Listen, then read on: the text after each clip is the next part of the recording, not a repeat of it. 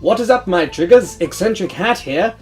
If you're like me, and I hope for your sake that you're not, then you will have no doubt noticed the absolute shitstorm that happened here in the UK elections a couple of days ago. In the United Kingdom, our Prime Minister has the ability to call a general election at any time of their choosing within their 5-year term. Whoever then wins the election has a fresh 5-year term, during which they may call a new election at any time. Stupid, isn't it? But Eccentrik Hat, why would the Prime Minister run the risk of getting kicked out of office sooner than they have to by calling a general election? Well, that, viewer, is a damn good question, and it's the one the whole fucking country is asking now that our Parliament is hung like a donkey. A hung Parliament simply means that no one party managed to gain enough seats to fill more than half of the Chamber of Commons and form a majority. In which case they must team up with another party and form a coalition if they wish to hang on to power. Now, Theresa May, or as she'll here be known as Theresa May, had a titty-sucking majority when she called the election. A majority she had not even had to win, because the previous Prime Minister who had won it, David Cameron, stepped down last year and gave the job to her. That's right, she was literally given the job as leader of a majority government with 4 years left in office for free, and called a general election anyway because she thought she could get a bigger majority. Arrogant fuck. The reason she thought she'd win so well is that she had a 20-point lead in the polls at the time over her opponent, Jeremy Corbyn, and he was disliked by much of his own party, the Labour Party, let alone the country at large. It was an assured landslide victory. So what changed? Well, first and foremost, it turns out that Theresa May sucks at campaigning. Nobody knew that because she'd never campaigned to be Prime Minister. Whilst the country had been generally impartial to her attitude of staying locked up at number 10 Downing Street and out of the press during her year as leader, her reluctance to get out and encourage voters during the election came across as taking their support for granted. In contrast, Jeremy Corbyn, it transpired, was incredibly natural at it, and would hold rallies of several thousands, while she would speak to groups of a few dozen.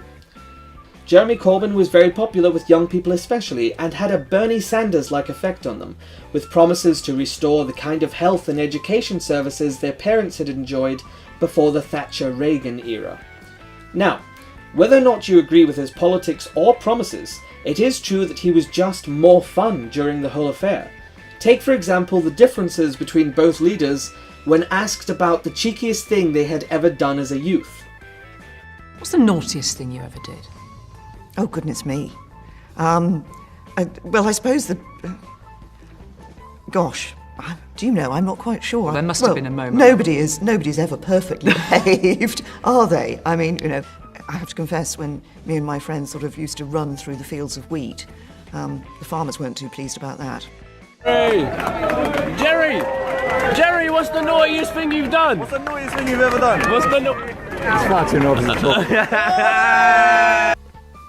There's more to it than just their personalities, however. Theresa May's policies caused the Conservative Party a great deal of trouble as well.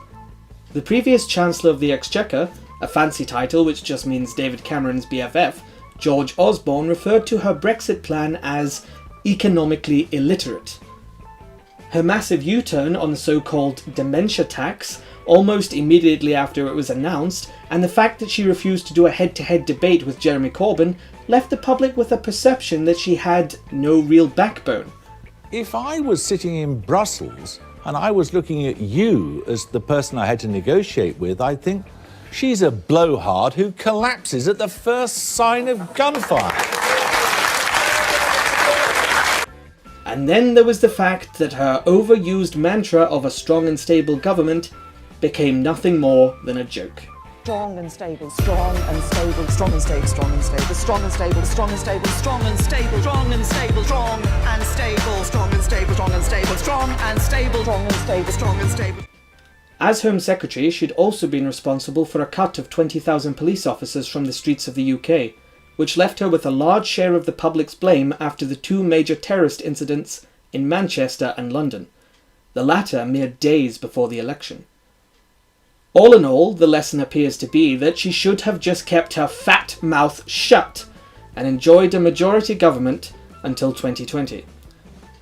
So what happens now? Well, nobody has a majority, so somebody is going to have to team up.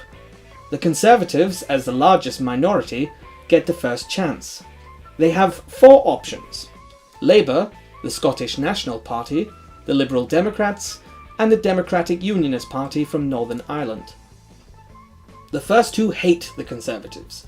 The third formed a coalition with the Conservatives 7 years ago in a similar situation, which cost them everything at the next election because the voters felt betrayed, so that seems unlikely to happen again, and therefore the only option left is the DUP. But unfortunately, that comes with a shitstorm of its own problems. If you remember the troubles in Northern Ireland, and if you don't, do let me know what the internet connection is like under a rock, then you will no doubt remember there were 2 sides in that conflict. Unionists, like the Ulster Volunteer Force, wanted Northern Ireland to remain part of the United Kingdom, alongside Scotland, England and Wales. Irish nationalists, like the Irish Republican Army, on the other hand, wanted Northern Ireland to become part of the Republic of Ireland, and thus create a unified Ireland away from British rule once and for all. Although the fight wasn't a religious one, the Unionists were mainly Protestant, and the Nationalists mainly Catholic, so sectarianism played a huge part in the conflict as well. The Troubles was the main source of terrorism in Britain before Islamic extremism. Bloody foreigners, eh? Coming over here, taking our jobs. Thankfully, the whole thing came to an end with the so-called Good Friday Agreement. One of the major points of that agreement is that the British government keep as far away as possible and remain neutral towards the politics of Northern Ireland. Today there are 2 major parties in Northern Ireland. Sinn Féin, which still wants a united Ireland and is supported by old proponents of the IRA, and the Democratic Unionist Party, which wants to continue being part of the UK and is supported by old proponents of the UVF and others. So try to imagine how it's going to go down if the Conservative Party in London, which is sworn to neutrality by the Good Friday Agreement, invite the DUP to form a government with them. This genuinely runs a risk of reigniting a new era of the Troubles. But if that doesn't sate your appetite for government fuck-uppery, then I have more complications for you. In Scotland, a place where the Conservative Party has famously never been welcome, there resides a wee lass called Ruth Davidson. She is the leader of the Scottish Conservatives, a name which, until recently, was a complete oxymoron. In fact, the Conservatives had such a small presence in Scotland that Scots would often joke that there were more pandas in their national zoo than Scottish Conservatives in Parliament. How times have changed.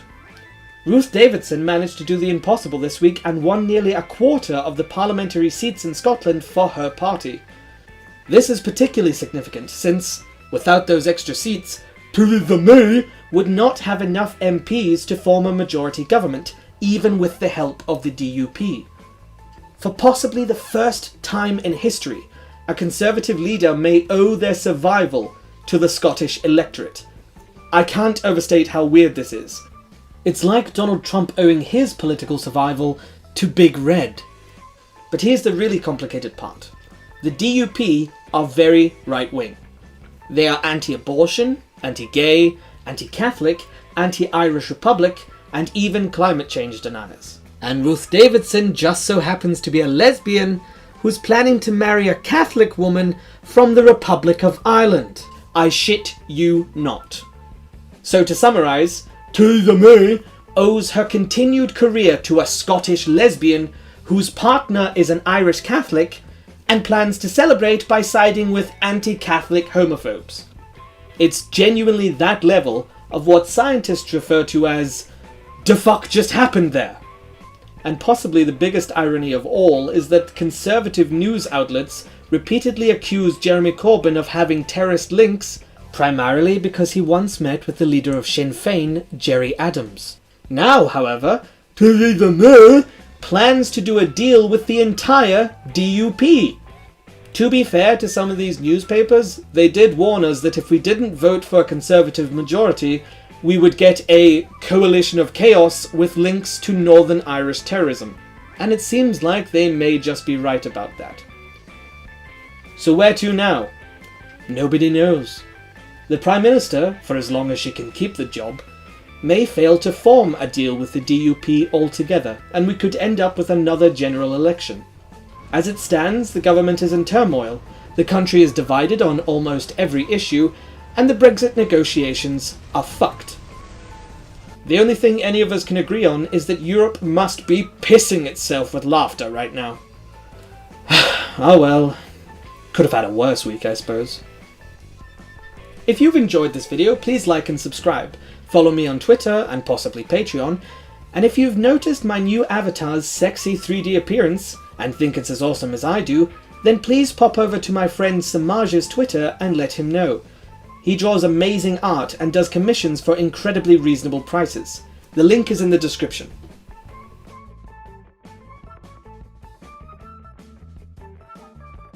Wait, I get it. She's a lesbian. That's why she never went into labour. Alright, bye.